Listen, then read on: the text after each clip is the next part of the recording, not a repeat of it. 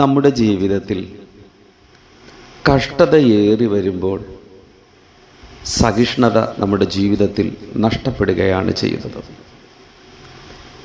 കഷ്ടതയുടെ നടുവിൽ എത്രയധികം നമുക്ക് സഹിക്കുവാൻ കഴിയുമോ, എത്രയധികം ആ കഷ്ടതയുടെ നടുവിൽ നമുക്ക് പിടിച്ചു നിൽക്കുവാൻ കഴിയുമോ, എന്നാൽ ആ കഷ്ടതയുടെ നടുവിൽ സർവശക്തനായിരിക്കുന്ന ക്രിസ്തു നമ്മോട് കൂടെ ഇരുന്ന ആ സഹിഷ്ണുതകളെല്ലാം സഹിപ്പാനുള്ള ആത്മാവിൻ്റെ ശക്തി അവൻ നമുക്ക് തരും.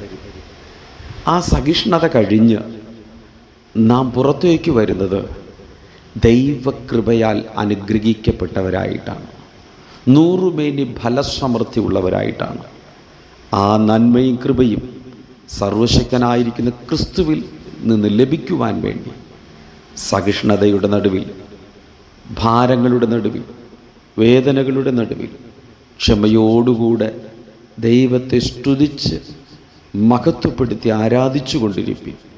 ആരാധനയിലൂടെ അവൻ വിജയവും നന്മയും അനുഗ്രഹവും നമുക്ക് നൽകുകയാണ്. യേശു മിശിഹായുടെ നാമത്തിൽ ആമേൻ.